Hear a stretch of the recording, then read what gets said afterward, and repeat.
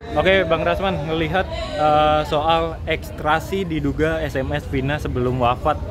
Seperti apa sih Bang? Ini bener nggak sih Bang? Dari pandangan Saya Abang? jujur ya, saya meragukan. Kenapa Bang? Kenapa ya kok saudara Edwin, apa namanya itu? Edwin Partigo ya, apa ya? Edwin ini rekan saya sama lawyer, mantan komisioner LPSK. Kok baru sekarang dikeluarkan gitu kan? Kenapa tidak dari awal diungkapkan ini? Nah, dia bilang, waktu itu saya nggak ngeh. Kok nggak ngeh? Pada waktu itu posisi dia kan masih sebagai komisioner LPSK. Mereka yang memeriksa dan melindungi. Masa iya? Begitu udah putusan, kemudian 8 tahun setelah itu dia munculkan lagi. Maksudnya apa ini? Makanya saya anggap, kalau ini kita akan lihat nanti apakah ini satu tindakan melanggar hukum atau tidak, sedang kami dalami sebagai kuasa hukum dari Pak Suroto. Karena ini seolah-olah akan mematahkan keterangan dari Pak Suroto. Seolah-olah Pak Suroto itu dia, seingat-ingat dia jam 22:15, tapi yang pasti jam 22 ke bawah gitu. Artinya ke bawah itu bukan ke jam 22 kurang 10, bukan. Jam 22 ke atasnya. Berikutnya 22:15, 22:30, kira-kira begitu. Jadi ini adalah menurut saya sikap yang kurang tepat juga dilakukan oleh saudara saudara pengacara dari saudara Sakatatal, yaitu saudara siapa tadi namanya? Edwin ya, kira-kira begitu. Jadi kalau apa yang disampaikan saudara Edwin ini, menurut saya ini harus disikapi juga secara arif, jangan serta-merta dianggap sebagai sebuah pernyataan yang benar langsung gitu. Karena itu perlu dilakukan, kalau itu dijadikan physical evidence, maka dilakukan audit forensik, ya, forensik digital atau digital forensik. Dan saya aneh juga ya, begitu ini dilontarkan saudara Edwin, langsung saya lihat Pak Susno, kemudian Pak Reza Indragiri, ini komen gitu. Dan seolah-olah ini adalah fakta yang akan membuat ini kasus game over. Begitu ya, game is over. Nah, saya nggak ngerti game is over ini maksudnya apa gitu.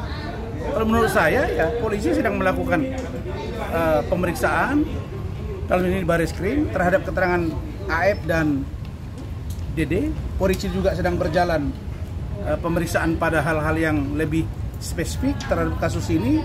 Polda Jabar juga sudah menjalankan tugasnya. Kita lihat juga akan seperti penanganannya, begitu.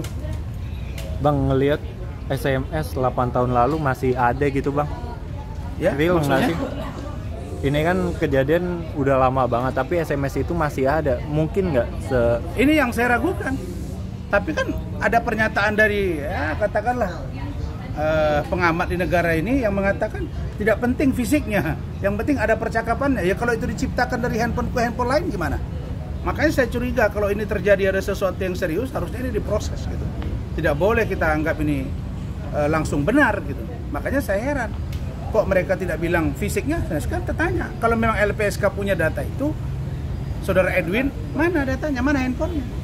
Kalau nggak ada handphonenya bagaimana mempertanggungjawabkannya? Itu kan kata-kata, chattingan. Kan kalau seperti saya melaporkan hari ini di cyber, ada orang yang tersangka, itu handphonenya disita, plus percakapannya. Dari handphone itu yang bisa dibuktikan. Ini sekarang buktinya apa? Percakapan terus handphonenya mana? Kan nggak bisa begitu. telat nggak sih Bang ada bukti SMS? Ya menurut saya telat. Menurut saya telat.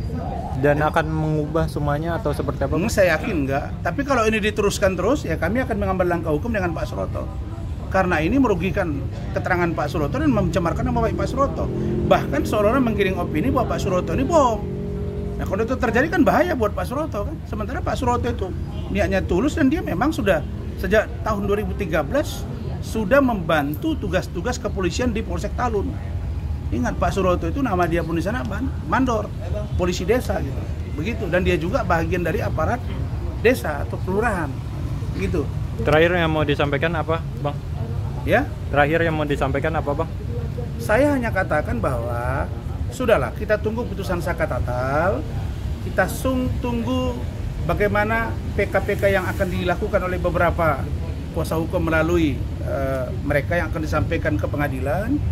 Dan kita lihat hasil pemeriksaan di Mabes Polri terkait dengan keterangan Aib dan Dede. Kita lihat tindakan Polda Jabar terhadap perkembangan kasus ini, yaitu Peggy Setiawan. Kira-kira begitu. Kita rule of law saja. Kita fokus pada penegakan hukum aja. Yang kita anut dengan style Europe kontinental, dengan hukum positif kita. Nggak usah melebar kemana-mana. Bang, hari ini juga Saka Tatal diperiksa di Mabes Polri, Bang. Iya, saya tahu. Saya sudah lihat tadi.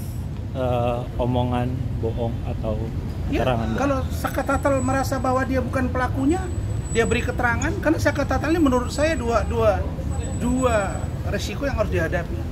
Pertama, kalau keterangan dia itu benar, itu bagus, akan memberi keterangannya peristiwa hukum. Tapi kalau keterangannya itu berbelit-belit dan ternyata tidak benar, berisiko juga kepada dia gitu. Ya tinggal mereka buktikan saja. Dan saya tidak pada posisi ya menekan Saka Tatal. Begitu juga tidak dalam posisi menekan polisi.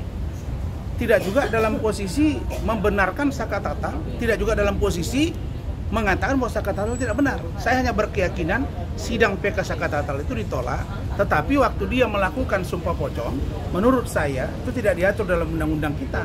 Nah karena itu tidak bernilai. Kalau itulah salah satu misalnya, saya duga upaya dari pengacaranya untuk meyakinkan hakim yang mungkin akan memutus perkara PK itu yang sudah diaktakan oleh pihak Pengadilan Negeri Cirebon, menurut saya juga tidak akan terpengaruh. Begitu.